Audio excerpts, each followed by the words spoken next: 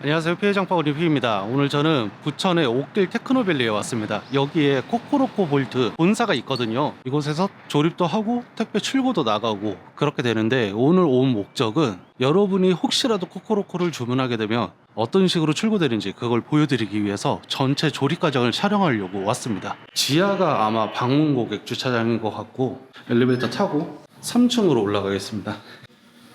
3층을 열고 나오면 바로 이렇게 코코로코 매장이 있습니다. 안녕하세요, 선생님. 잘 지내셨습니까?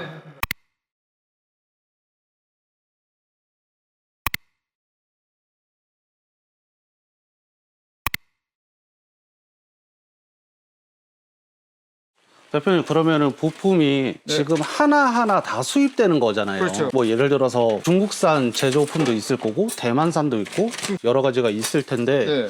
이게 이렇게 수입이 되면 수입 원가가 상승하는 거 아닌가요? 수익 원상 상승하죠. 자전거에다 조립해서 오는 게 가장 좋죠. 그러기는 한데 그렇게 되면 이제 결국은 완성도가 떨어지죠. 결국 제가 여기 와서 다시 분해를 해서 다시 조립을 하는 그 과정이 저에게 더 힘든 거죠.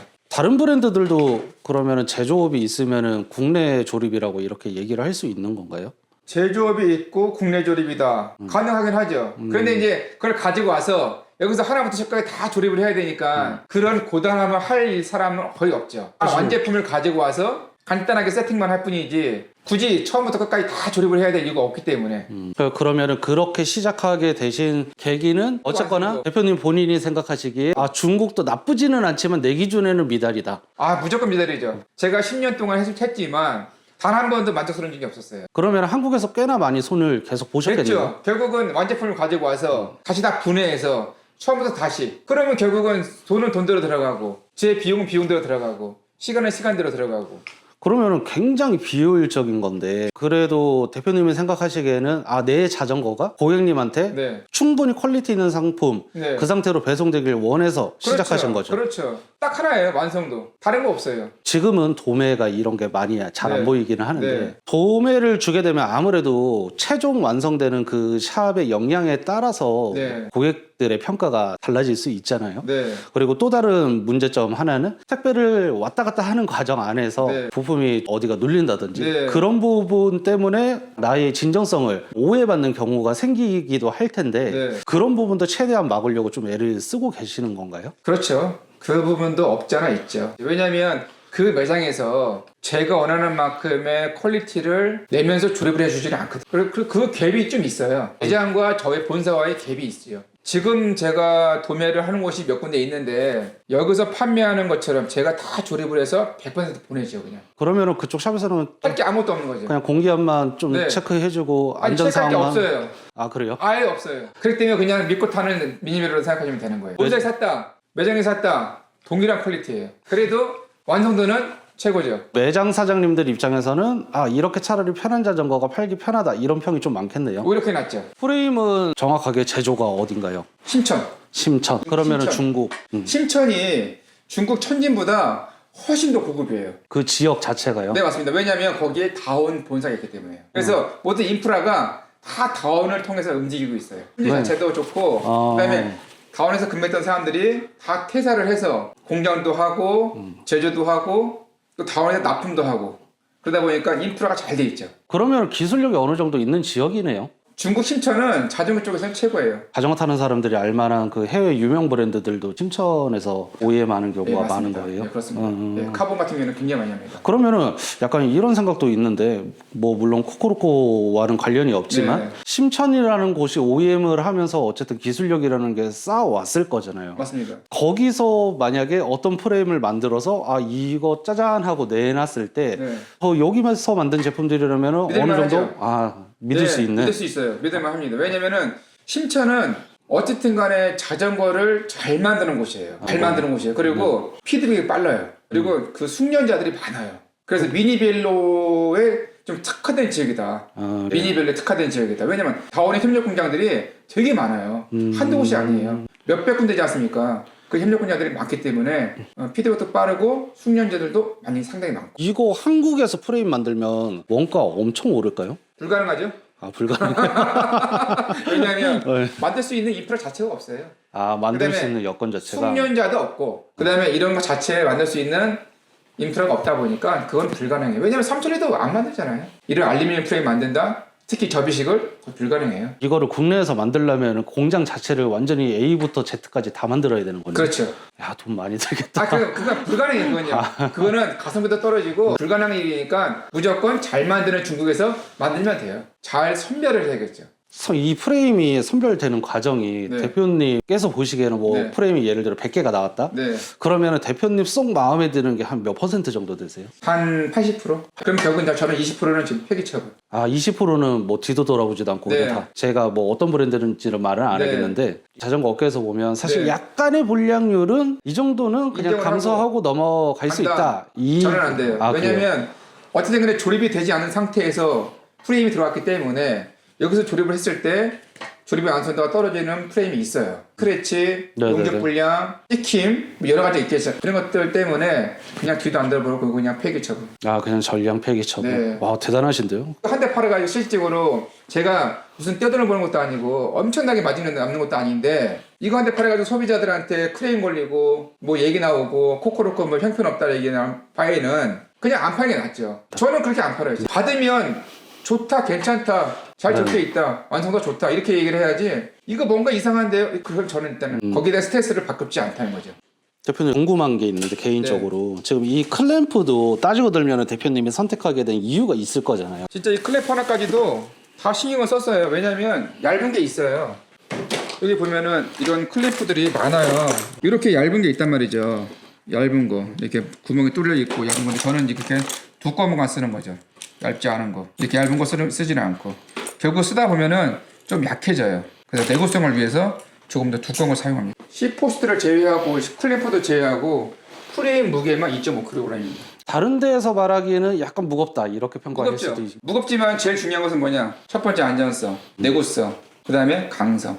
저도 얇게 만들 수 있어요. 그럼 원가가 내려가요. 아, 얇게 만들면 오히려 원가가 내려가요? 내려가죠, 당연히요. 아, 그래요? 네, 당연히 내려가죠. 아, 프레임이 얇게 만든다는 것은 알루미늄 자체가 적게 들어가는 걸 의미하거든요. 가벼우니까 당연히 싸죠. 10%든 20%든 싸겠죠. 근데 얇게 만들면 안 돼요. 분명히 접이식 자전거는 두꺼워야 돼요. 단단해야 돼요. 그 다음에 이것도 있어요. 프레임에서 가장 중요한 다운 튜브인데 미니 특성상 다운 튜브가 삼각형이 아니라 이 부분에 있기 때문에 기절 때문에 꺾여야 되기 때문에 그래서 기존에 보통 30mm 정도의 다운 튜브를 사용하는데 저는 41mm 다운 튜브를 사용합니다. 아, 근데 딱 보기에도 굉장히 두껍죠. 타사 제품에 비해서 네. 많이 두꺼워요. 많이 두껍습니다. 두꺼워야 될 이유는 결국은 내구성. 버텨야 되니까. 그래서 제가 이거 쓴 겁니다. 이런 거 같은 경우에는 지금 현재도 지금 이렇게 얇은 걸 쓰거든요. 물론 얇다고 해서 나쁜 건 아닌데 결국 내구성과 강성은 두꺼운 게 더 낫다는 거죠. 확실히 라이더가 밟았을 때 체감이 되겠네요. 두꺼운 쪽이 아무래도 조금 더 비틀림 강성이 높다든지. 그럼요. 그러니까 단단하다는 느낌이 드는 거예요. 단단하다. 단단하다가 뭐 다른 면으로 표현하자면 확실히 튼튼한 것 같다. 튼튼하다. 네. 그렇죠. 단단하다, 튼튼하다. 그런 내용이죠. 코코로코 타시는 분들 후기 살펴보고 네. 이렇게 보면은 좀 경험치가 많은 분들이 거의 마지막에 종착역처럼 맞아요. 예. 선택하시더라고요. 네, 그렇습니다. 그분들 후기가 일관적으로 타보면 안다. 네, 타보한다. 그분들이 MTB나 로드 쪽 이미 다 끝나시던 분들이에요. 이제 마지막에 세컨, 서드로 가지고 가시는 분들인데 그분들이 선택했던 그 이유는 결국은 단단하다. 그다음에 완성도가 괜찮다. 네. 그러니까 타보지 않으면은 진가를 알기가 좀 어려운 자전거다. 그렇죠. 근데 이제 이미 뭐 조금씩 이제 저희도 누적이 되다 보니까 그런 후기들을 보고 또 찾으시는 분들도 많이. 여기서 이제 제일 중요한 건 홀딩 레버 상당히 중요하죠. 그래서 좀 꼼꼼하게 폴딩 레버를 제작을 합니다. 대표님께 궁금한데 네. 이 볼트도 네. 선택하는데 혹시 뭐 특별한 이유가 있으세요? 어떤 볼트요? 그냥 이런 볼트 이런 볼트요? 이거는 어쩔 수 없어요. 그냥 하신 거예요? 예. 이거는 제조의 특성상 이거 써야 돼. 무드 볼트 써야 됩니다. 아니 혹시라도 뭐 볼트도 이유가 아니요, 있나 그런 건 싶어서. 없습니다. 제가 중요하게 생각하는 거는 네. 4세대 특허 폴딩 레버의 작동, 부드러운 작동. 그렇죠. 원활하게 작동이 돼야 되니까. 그거는 진짜 사용해본 입장에서 네. 달라요. 부드럽게 작동해야 느낌이 되는 거. 확실히 그 다음에 두 번째는 필셋. 어찌 보면 사용자가 제일 느끼지 못할 부분을 가장 중요하게 보시네요.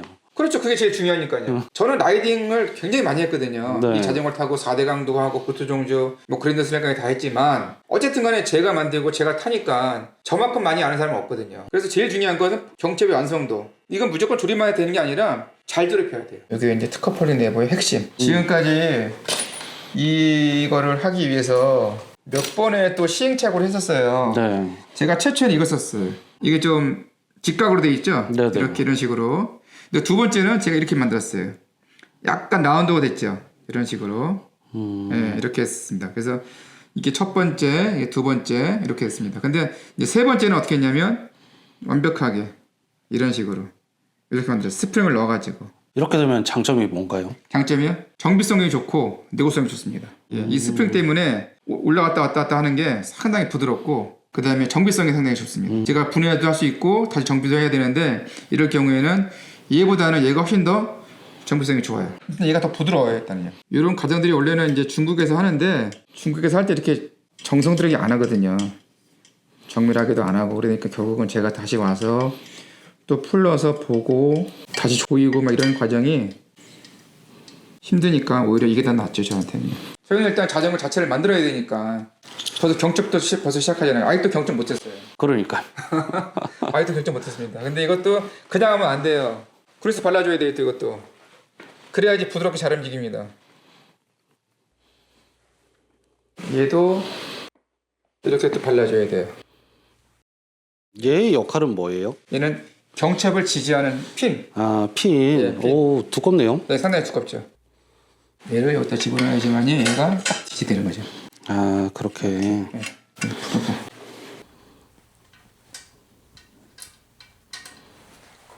제일 중요한 게 경첩이라 경첩하면은 또 거의 뭐 한 20% 정도는 한 거라고 보시면 돼요. 아, 경첩 하나가 20%나 차지해요? 그럼요. 아니, 일반 소비자들은 사실 경첩은 한 3%, 5% 생각할 것 같긴 한데. 그렇지 않습니다. 예. 한 요거는 이것만 한번 해도 한 20%는 한 겁니다. 와. 다른 거는 뭐 사실 그렇게 어려운 부분이 아닌데 경첩이 부드럽게 잘 움직여야 되니까요. 제가 옛날에 팔았던 자전거 중에 접이식 미니벨로가 여기가 오래 쓰면은 조인트 부분이 부러지는 모델이 하나가 있었어요. 있죠. 그 회사가. 네. 지금 코코로코 같은 경우에는 혹시 그런 것도 어느 정도 염두해두고 개발이 되신 건가요? 맞습니다. 아. 그리고 사실 이 경첩 부분에 이 부분은 상당히 내구성이 좋은 거죠. 그래서 얘는 절대 부러질 수 없어요. 혹시 또 모르니까 얘를 한 번 더 눌러줘야 돼요. 이런 식으로. 아, 이것도 엄청 꼼꼼하시네요. 이걸 해줘야지. 안 그러면 오링 떨어지면은 빠질 수 있으니까요. 그럼 보통은 근데 안 하잖아요. 해야죠. 아니, 보통은 안 하니까. 아니 저는 이 영상 때문에 하는 게 아니라 그냥 제 생활이니까요. 아. 그냥 해야죠 당연히. 대표님 기준에서는 이것조차도 챙겨야 되는 거다. 그렇죠. 무조건 네. 오링이 들어갔다 하더라도 오링이 아주 미세하게 안 들어갈 수도 있어요. 아, 그쵸. 간혹 가다 보면 간혹가다, 오링 네. 빠진 모델들이 맞습니다. 있으니까. 그래서 그런 걸 경험을 했기 때문에 반드시 니퍼로 마지막에 한 번 더 둘러줘야 돼요. 그리고 이런 무드볼트를 넣는다 하더라도 얘가 빠지진 않지만 이렇게 록타이트를 좀 발라서. 확실히 경험치가 있는 게 그럼요. 많이 다르네요. 10년이라는 시간이 그렇게 헛되진 않았죠. 그리고 이제 장력을 맞춰야 되니까 마실 때는 레버를 열고 볼트를 돌려서 시방향으로 이렇게 장력이 아주 잘 됐습니다 지금. 거기에 약간 뭐 기준점을 좀 생각해 볼 만한 게 있을까요? 예, 이 폴링 레버가 이게 눌렀을 때 네. 지그시 좀 힘이 꾹 늘어가는 그 느낌이 가장 좋더라고요. 요거는 그러면은 택배로 물건 받으시는 분들 있으면 좀 조절을 해가면서 감을 익혀놔야겠네요. 출고할 때 그 세팅 값이 가장 적당하죠. 너무 강하지도 않고 너무 약하지도 않고. 그냥 사용자 입장에서 매뉴얼처럼 네. 만들어 주셨으면 하는 의견이 있는데. 여기는 상당히 좋은 네. 얘기긴 한데 이게 토크 값이 결국은 손 토크거든요. 네. 그러다 보니까 이걸 토크로 이렇게 할 수도 없는 일이고 결국은 딱 규정하긴 좀 어려운 거예요. 잠그고 난 다음에 몇 뉴턴 이런 식으로. 그런 건 없죠. 방법이 없죠 그거는요. 이 레버 자체이기 때문에 그거는 뉴턴 메타로 할 수는 없고 결국은 본사에서 출고를 하니까 제가 최초에 세팅했던 그 값을 그 장력을 조금 유지하시는 정도. 본사에서 출고할 때 그 세팅 값이 가장 좋다. 왜냐면 쓰다 보면은 약해진 게 느껴지거든요. 그럼 내가 항상 썼던 그 장력 값이 좀 틀리구나. 그럴 경우에는 내가 이거를 뭐 어차피 6mm 렌치로 시계 방향으로 아주 미세하게만 돌리면 되니까 그러면 다시 또 장력이 세지니까 좀 어려운 부분은 아니니까요. 대표님 폴딩 레버 하는데 40분 걸렸어요.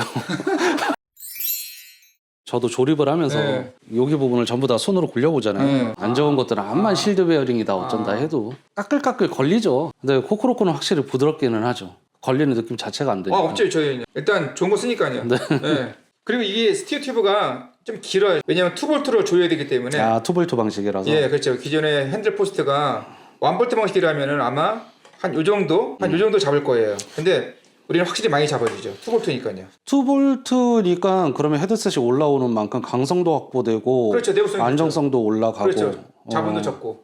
그래서 2볼트. 근데 2볼트이기 때문에 결국은 또 무겁죠. 조금이라도. 하지만 저는 경량화보다는 내구성, 내구성, 강성, 강성. 잡소음 같은 거 없는 거. 네, 그게 중요하죠. 왜 최상급이라 하냐면은 용접 부위가 없어요. 그러네요. 네. 용접 부위가 전혀 없습니다. 다른 모델들은 여기 바깥에서 네. 힌지가 잡아주는 모습을 보이는데 얘는 안 보이네요. 힌지 자체도 안쪽에 있고. 아. 그다음에 외관도 매우 깔끔하고. 현재 나온 것 중에서는 얘보다 더 좋은 건 없어요.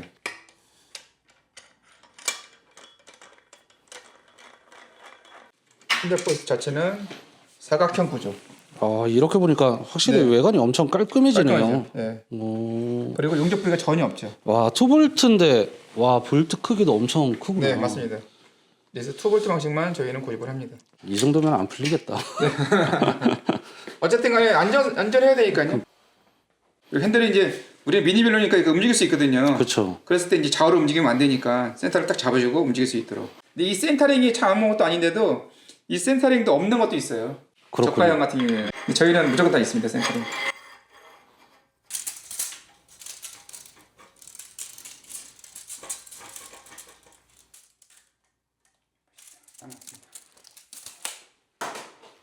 뭐 더 중요한 것도 있어요. 지금 이 센터링을 했어도 이 센터링이 또 움직일 수도 있어요. 그래서 우리는 이 케이블 타이로 얘를 한 번 더. 한 번 더. 그러면은 이거는 사용자가 계속 그러면 설치해놓고 쓰는 건가요? 이거요? 케이블 타이를? 그렇죠. 이게 되게 별거 아닌 건데 되게 꼼꼼하게 조립이 들어가는. 왜냐면 제가 사용을 해보니까 이게 편해요. 왜냐면 사용성에서. 그렇죠. 이게 자꾸 움직여야 되는데 움직였을 때 좌우로 흔들리면 결국 센터가 틀어지니까. 간혹 가다가 만약에 이거를 뭐 어떤 내가 집 근처 매장에 갔는데 이거는 정비를 못한다 이렇게 네. 거부하는 매장이 사실은 없어야 되는데 있으면 그것도 좀 웃긴 일이네요. 그렇죠. 왜냐면 이게 예를 들어서 시마노가 없다. 그러면은 뭐 물론 시마노 자체에 뭐 대여례가 없을 수도 있긴 하지만 구할 수는 있잖아요. 근데 구하기도 싫다. 그러면 그 매장은 가면 안 되죠. 정비 못한다. 그렇죠. 이거는 산 데 가서 해라. 네, 그렇죠. 그러면 그 매장은 좀 골라야 되지 않을까. 왜냐면 시마노가 부품이 없다? 그러면 구할 수 있을 텐데 그것조차도 안 한다 그러면은 결국 하고자 하는 의지가 없다는 거지 않습니까?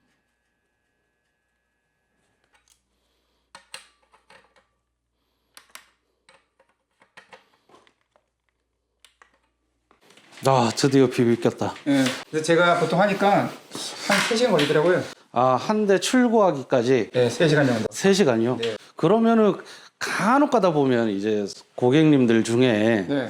내 자전거 조립되는 거 좀 구경하고 싶다. 네. 이런 분들이 있잖아요. 네. 시간 되시면 오시면 되고 다 보여드릴 수 있습니다. 머리가 아예 딱 맞는 거를 찾으셨네요. 맞습니다. 하기 위해서. 진짜요? 네, 이렇게. 왜 WD 같은 경우에는 이렇게 안 들어가거든요. 그러니까요. 네. 그래서 이렇게 해서 하면 상당히 좋죠. 와, 대단하시다. 네, 그래서 제가 이걸 미리 일부러 준비한 거예요. 네, 전 이거만 씁니다. 야, 저거는 생각도 못했네요. 네. 맨날 밖으로 다 세워나가는 맞습니다. 거 막으려고 막 손으로 잡고 네. 그러고 했었는데. 맞습니다. 아주 예민하게 변속 케이블 초기 세팅을 잘 해야죠. 그것도 수십 번 돌리죠.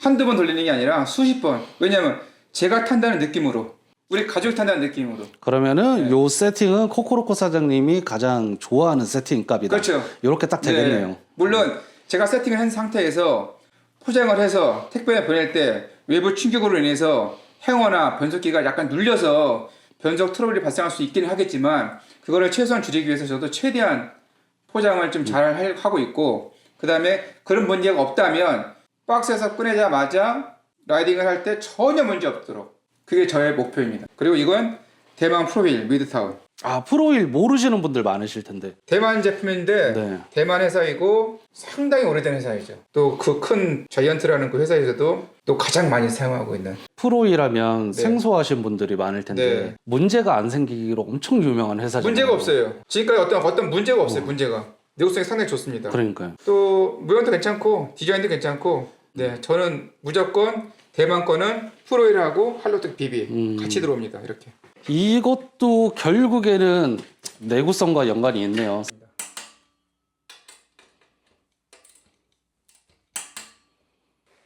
왜냐면 조립이 되어서 오는 게 아니기 때문에 행어까지 봐서 정확하게 4점이 맞아야 됩니다.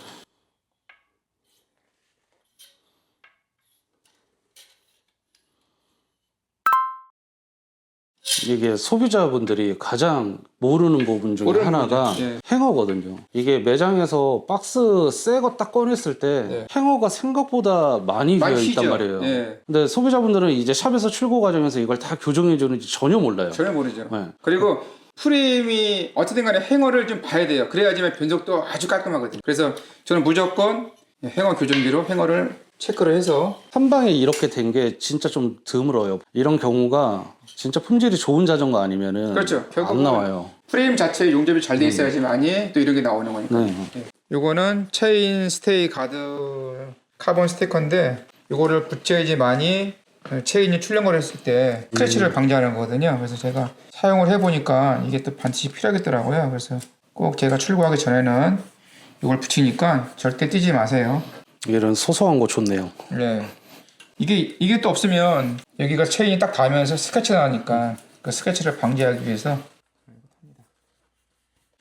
코코로코의 또 다른 강점 중 하나가 네. 사용자가 원하면 구동계를 입맛에 맞춰서 할 수도 그렇죠. 있잖아요. 예. 대부분은 좀 시마노로 많이 선택을 하세요. 시마노요? 아니 시마노는 기본이고 네네. 그 시마노 안에서 카세트를 많이 변경하죠. 아, 기본이 1142T, 그 다음에 SLX 1146T, 어필 머신은 1151T 이렇게 해서 그걸 많이 변경하죠. 아니면 또 체인링 48T가 조금 속도가 좀 덜 난다 그러면 50T, 53T 어필을 중점적으로 하고 싶다 그러면 어떤 분들은 40T도 가능해요. 그러니까 체이닝을 40부터 2씩 올라가는 거죠. 40, 42, 44, 46 이렇게 올라가서 체이닝을 바꿔드릴 수도 있어요. 아, 결국은 체이닝과 카세트가 가장 중요한 거니까요. 기어비는.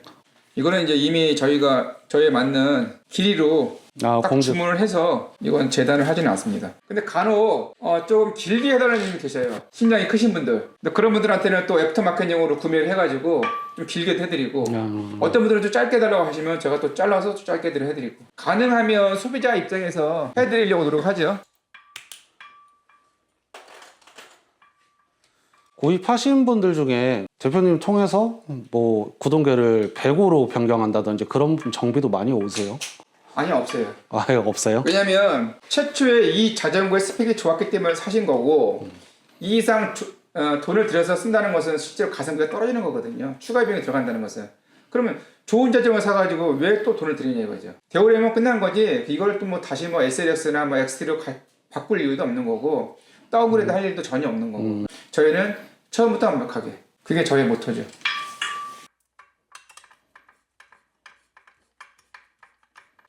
대표님 제가 보다 보니까 여기 포크도 조금 고급형 포크로 사용을 하시네요. 얘가 하이드로폼이라고 해서 용접 부위가 없는 최상급 포크죠. 네네. 일반적으로 사용하는 포크는 보통 이렇게 용접 부위가 있습니다. 이 포크가 나쁘다는 게 아니고 용접 부위가 있는 거죠. 근데 얘는 아예 일체형으로 통째로 만들어버린 거죠. 그러면 뭐가 장점이 생기나요? 일단 디자인이 깔끔하고 그 다음에 제일 중요한 건 내구성과 강성이죠. 왜냐면 모든 충격이 포크에서도 올라오는데 그 포크가 강하기 때문에 잘 버틴다는 거지 결국. 그래서 굉장히 안전적이죠. 또 잡소리도 없고 결국 내구성과 강성 그 두 가지입니다. 근데 실질적으로 미니벨로에서 이런 포크를 사용하는 곳이 많지는 않습니다. 이건 상당히 고급 포크이기 때문에 가격도 좀 비싸고 그래서 소비자들이 사실 이런 것까지 모르거든요. 이 자전거 사고 꼭 우리 매장에만 와가지고 정비를 하는 건 아니거든요.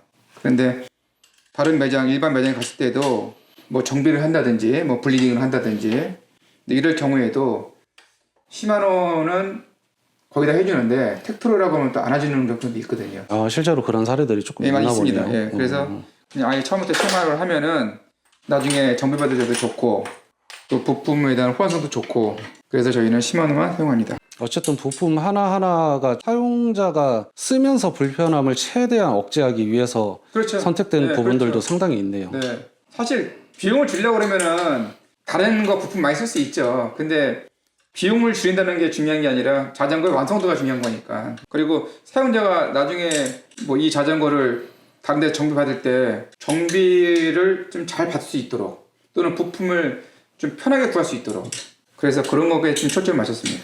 구입하신 고객님들은 네.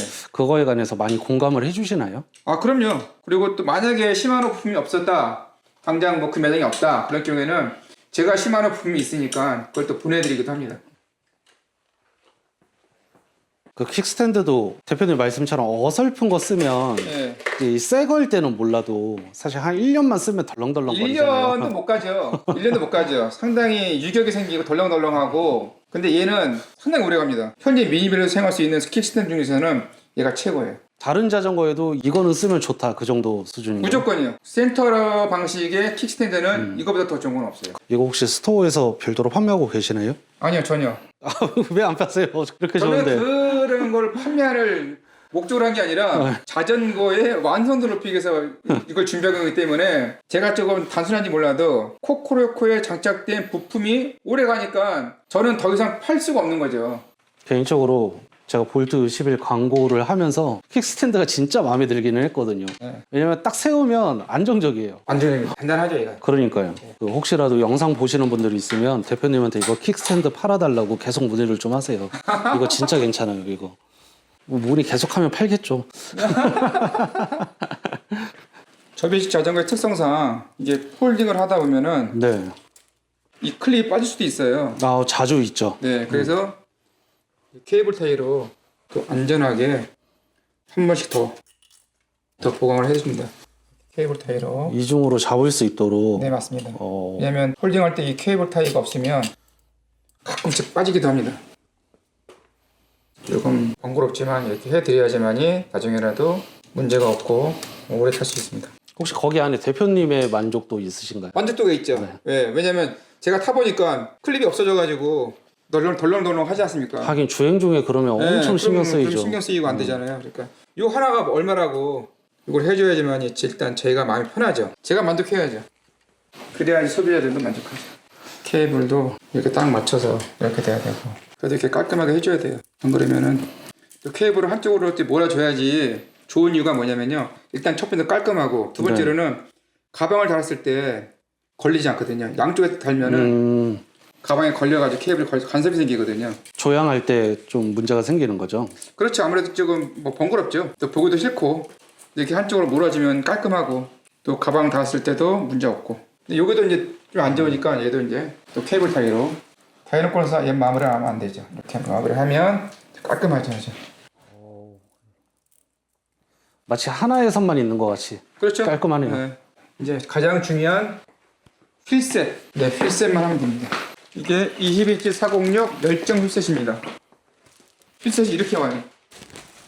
그런데 뭐 여기도 이게 심천에서 오기 때문에 상당히 품질이 좋은데 그래도 제 마음에는 조금 2% 부족한 부분이 있어요. 그래서 제가 출고하기 전에 항상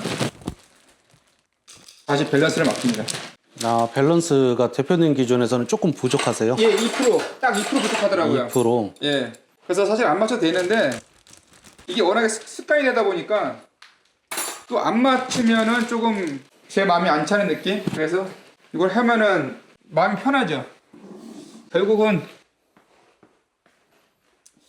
제 마음이 편하자고 하는 걸 수도 있는데 결론적으로는 소비자들에게 좋죠. 분명히 2% 부족하니까. 보통의 휠셋 제조사들은 이제 좌우 오차를 몇 미리 정도로 말해요?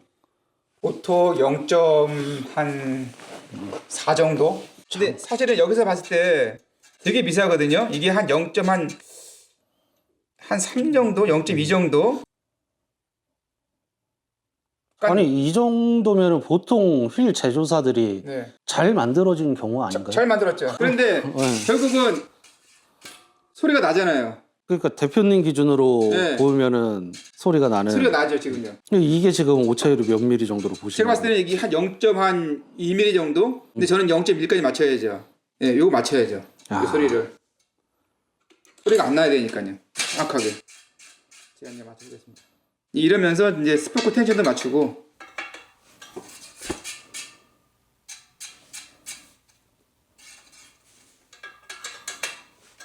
그리고 또 좌우도 있지만 상하를 잡아야 되거든요. 상하를. 꿀렁거리면 안 되니까.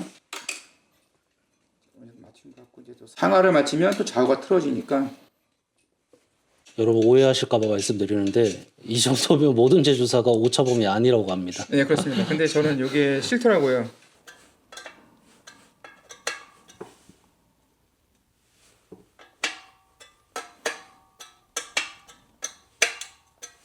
이 부분이야말로 진짜 소비자가 모를 부분인데. 사실은 뭐 소비자가 뭐 이것까지 다 알 필요는 없는데 어쨌든 코코로코를 또 믿고 구매하시니까 네. 저는 또 그거에 또 당연히 또 맞는 정비를 해야죠. 그래도 워낙에 이제 얘가 처음부터 잘 돼가지고 그렇게 오래 걸리지는 않아요. 근데 잘못하면은 오래 걸릴 수 있는데 요새 워낙에 이제 최초부터 잘 만들어져 있어가지고 시간이 괜찮습니다. 이 정도. 이미 완벽한 상태인데 네. 말씀처럼 나머지 그 2%? 네, 2%입니다. 딱 2%. 99.9를 위한. 네. 그게 이제 또 제 성격으로 또 좀 된 것 같아요. 이거 보시면은 와, 이렇게 이 정도까지 맞춘다고요? 이렇게 맞춰야죠. 이 정도면 0.1mm 이제 안쪽이니까요. 와, 이거는 그냥 휠 빌딩 마스터를 따로 하셔도 될 것 같은데 네. 이 정도까지 그다음에 맞추는 이제 또 거면. 이제 아까 봤던 그 좌우 또 좌우를 하기 위해서는 또 이렇게 스포크의 스트레스를 좀 감소시켜주고 다시 또 좌우를 봐야 됩니다. 이게 제일 어려워하시는 게 상하 밸런스 잡고 난 다음에 그 다음에 좌우 밸런스 또 네. 잡는 거거든요. 그래서 또 틀어졌잖아요. 이제 잡아줘야죠 또.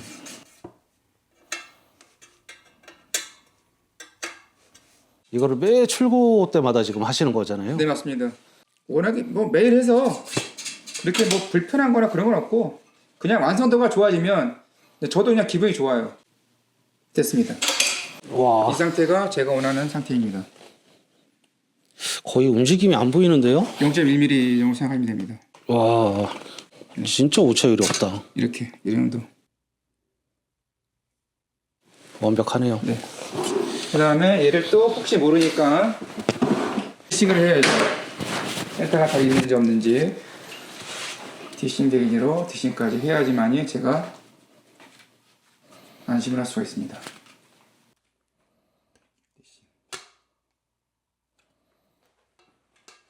네, 정확히 맞습니다. 그래서 일단은 이거 하나 꽂고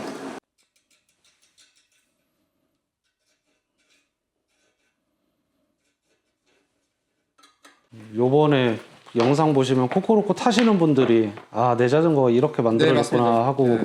잘 알게 되시겠네요. 네. 절대로 과장되거나 보탬 없습니다. 더했지 절대 덜하진 않습니다. 개인적으로 이 색깔이 싫어서 다 벨캡이요? 검정색으로 다 교체해서 출고해야 됩니다. 그냥 싫어요 이게 색깔이. 아, 그냥 색깔이. 네, 색깔 싫어요. 티브는 참 좋은데 색깔이 이렇게 벨브 색깔이 어떻게 이렇게 썼는지.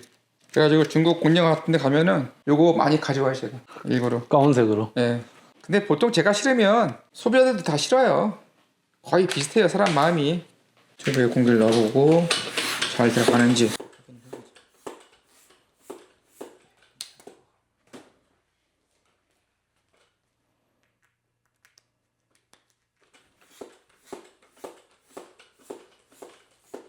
뭐 예를 들어서 처음 구입하시는 분들이 네. 타이어를 선택함에 있어서 자전거 성향이란 게 조금씩 바뀌잖아요. 네. 대표님이 보시기에는 뭐 어떤 추천 사양들이 있으세요? 좀 안정감, 네. 승차감을 중요시 한다 그러면 406에 빌리본 코스, 빌리본커스 또는 비게풀. 그리고 속도가 나는 그래도 좀 시원시원하면 좋겠다 하면은 451 타이어로 사이즈. 가야죠 무조건. 그리고 이제 슈아베 원 고압용 타이어 한 100까지 가는 거 타면은 이제 쭉쭉 나가죠. 지금 대표님 쓰시는 휠은 림의 최대 공기압이 어떻게 돼요? 이거는 지금 림의 최대 공기압은 150ps입니다.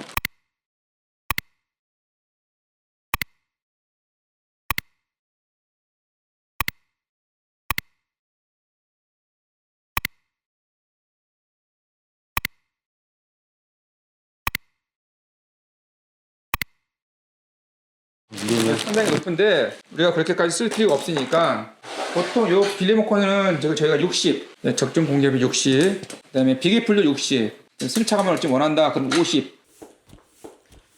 이것도 제가 지금 살짝 들고 하는 게 비드가 눌려가지고 센터가 안 맞을까봐 그래가지고 이 공기압을 넣을 때 처음 넣을 때 조금 들어요. 그러면 잘 맞더라고요 비드가. 와이어가 있는 건 더 심하고 이런 거는 괜찮은데 와이어 있는 건 좀 그런 경우가 있더라고요. 정확하죠? 네. 네, 정확하게 이렇게 이래야 마음에 들죠.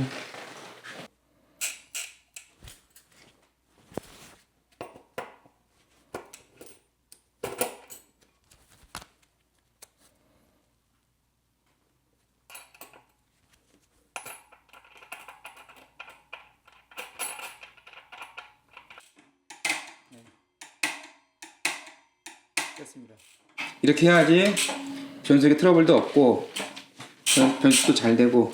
아이고. 대표님 이제 무슨 작업하시는 거예요? 여기 이제 유압 브레이크 캘리퍼 로트하고 딱 센터 맞추는 작업이에요. 이게 상당히 좀 시간도 오래 걸리고 또 중요하고 센터가 잘 안 맞으면 디스크 로터에서 소리가 나니까 소음이 발생하고 또 브레이크도 또 잘 안 잡히고 그래서 센터를 잘 잡아야 됩니다.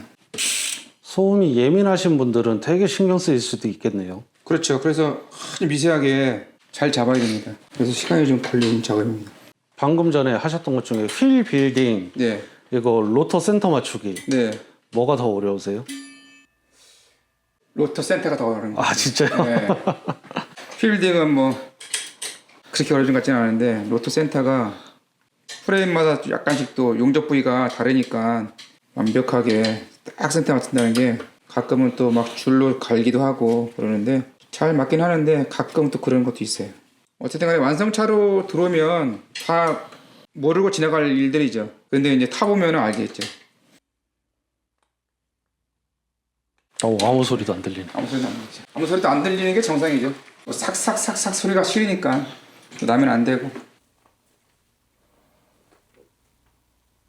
전혀 소음이 없이 네, 깔끔하네요. 깔끔하게 잘 돼야 됩니다. 그리고 이제 또 최종적으로 이게 완성차 시마노에서 공급을 하고 있지만 여기에 오일이 조금 부족할 수가 있더라고요. 제가 항상 확인을 하거든요. 아 유압 선 안쪽에요? 네, 여기 탱크 안에 다만 몇 방울이라도 좀 채우면은 훨씬 더 좀 압이 괜찮더라고요.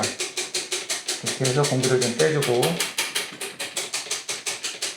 여기 보시면 시마노도 이제 적당하게 넣긴 했지만 그럼 얘가 여기서 이만큼 이 정도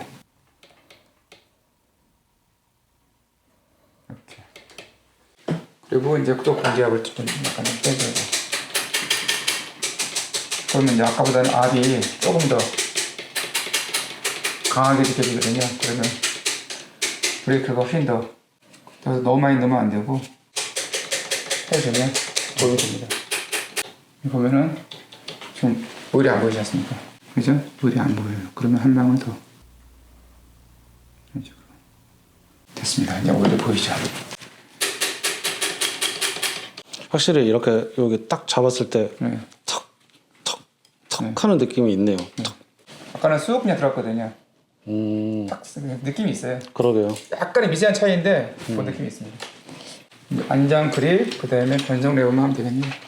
그리고 이제 이 안장은 대만 네, 대만 벨로 안장. 아 벨로 안장이면 옛날에 진짜 국민 안장이었는데 대한민국에서.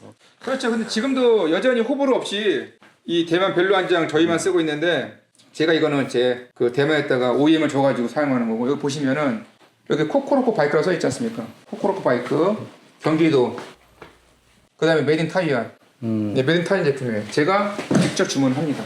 이 제품은 뭐 거의 호불호 없이 오히려 안장만 더 추가로 구매하시는 분들이 많을 정도로 아 이거는 별도로 네, 판매하세요? 별도 판매합니다 이거는. 아니 왜 킥스탠드는 안 비슷한데 팔았어요? 이거는 이제 4만 원. 네, 이건 4만 원입니다. 벨로 안장이 사실 4만 원이면 네. 제가 그때 한 2012년도? 13년도? 벌써 10년 전, 10년 넘었으니까 그때도 벨로 안장이 한 3만 원, 3만 5천 원 네. 했거든요. 그냥 이 정도는 그냥 서비스 개념. 여기서는 진짜 마진을 많이 안 남기시네요.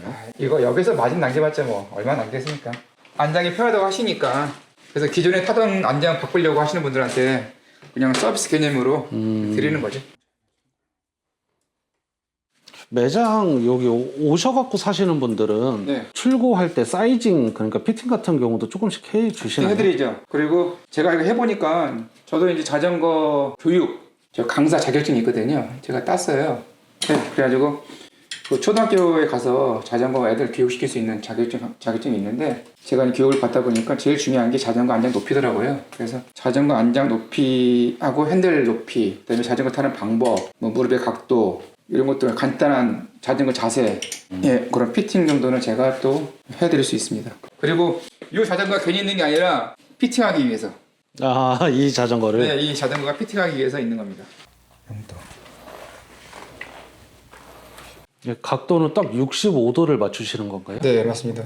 65도로 맞추시는 이유가 있으세요? 이 그립의 각도하고 이 레버의 각도가 맞아야지만이 이 손목에 부담이 없더라고요. 아, 손목. 네, 장거리 라이딩 할 때 손목이 꺾여가지고 아프고 막 그러는데 손목이나 손바닥이 절대 아프지 않도록 오랫동안 타도 전혀 무리가 없도록 그 각도를 유지하기 위해서 제가 이 그립하고 레버의 각도를 정확히 맞춥니다. 그러면 초보자 분들 같은 경우에는 뭐 그런 통증 잘 못 느낀다 이러시면 사장님의 노하우가 당겨서 그런 거네요. 아, 그렇죠. 물론 이제 뭐 그립도 좋긴 하지만은 그래도 이 각도가 상당히 중요하죠. 각도가 맞기 때문에 그래도 안 아픈 거죠. 혹시라도 영상 보시는 분들은 손목 아프실 때 이 각도 한번 맞춰보시면 도움이 될 것 같습니다.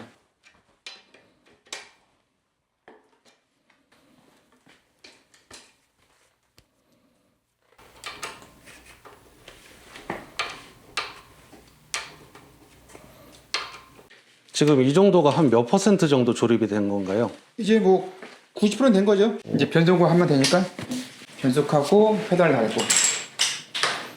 그러면 조립하실 때 네. 오전에 한 대, 오후에 한 대 이렇게 해서 2대 택배 나가는 그런 개념인가요? 거의 그렇죠. 근데 이제 보통은 제가 미리 좀 작업을 해놓으니까 네. 만들어 놓은 게 있으니까 뭐 그렇게 급하게 하진 않죠. 급하게 하면 또 완성도가 떨어지니까 좀 시간 날 때 주문이 없는 것도 있으니까 그때 미리 또 이제 한 대씩 만들어 놓죠. 그럴 여유가 없이 잘 되셨으면 좋겠습니다. 대표님, 시마노 구동계, 시마노 체인 말고 네. 뭐 다른 체인들 많잖아요. 네. 그거 썼을 때도 약간씩 뭐 어떤 체감이 좀 다른가요? 체감이 저는 있더라고요. KMC 같은 거 써도 되고 YBM 써도 되는데 아주 미세하게 좀 튄다고 그럴까요? 결국 시마노는 시마노끼리 궁합이 잘 맞는 것 같아가지고 저는 오로지 그냥 시마노만 쓰는 게 좋더라고요.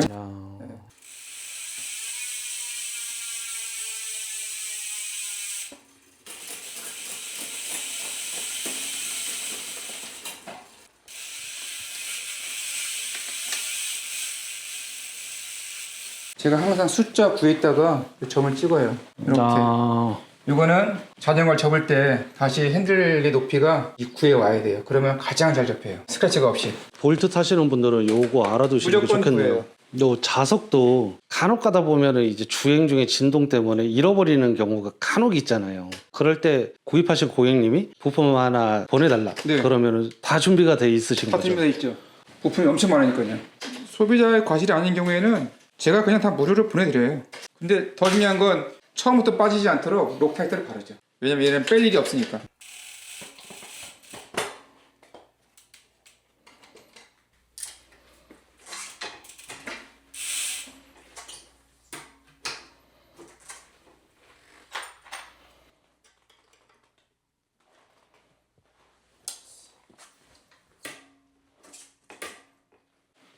이제 이렇게 해서 이렇게 해서 택배로 포장해가지고 네, 맞습니다. 나가는 거예요. 와, 진짜 고생하셨습니다. 이거 지켜보니까 엄청난 일인데요.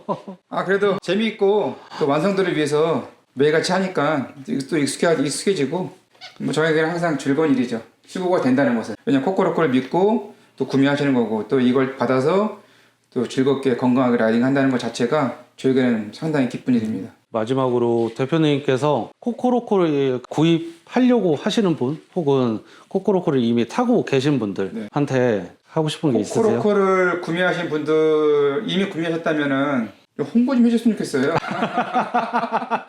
홍보가 너무 없어요. 조금 이걸 타보고 좋은 게 있으면은 이제 커뮤니티도 좀 올리고 그렇게 했으면 좋겠는데 그냥 좋은 것만 본인들이 그냥 알고 그냥 끝나버리니까 그게 좀 아쉽고 물론 이제 그걸 강요할 수는 없지만 그게 이제 가장 아쉬운 부분이고 그 다음에 이제 처음 미니벨로를 사시려는 분들 구매하시는 분들은 요새 워낙에 다 평준화돼 있지 않습니까? 그래서 뭐 어떤 게 좋다 나쁘다 할 수는 없어요. 워낙에 평준화됐으니까. 근데 진짜 믿고 구매하고 믿고 탈 수 있는 거 어떤 내구성 그 다음에 뭐 완성도 강성 안전성 뭐 이런 것들을 다 생각한다면 그래도 저는 코코로코가 가장 좋지 않을까.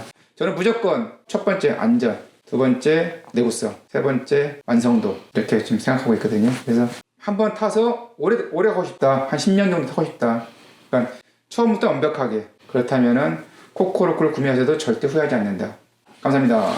수고하셨습니다. 네, 고맙습니다. 오늘 영상은 코코로코 자전거가 한 대의 완성품이 되어 고객에게 전달되기까지 그 전 과정을 직접 담아본 기록이었습니다. 우리가 받아보는 자전거 한 대가 그냥 만들어지는 게 아니라 이런 과정과 기준을 거쳐 나온다는 점이 이번 영상으로 잘 전달됐으면 좋겠습니다. 코코로코를 이미 타고 계신 분들께는 더 큰 믿음이, 구입을 고민하시는 분들께는 좋은 참고가 되었길 바랍니다. 영상이 좋으셨다면 구독과 좋아요로 응원 부탁드리고 다음 영상에서도 더 솔직하고 가치 있는 이야기로 찾아뵙겠습니다. 감사합니다.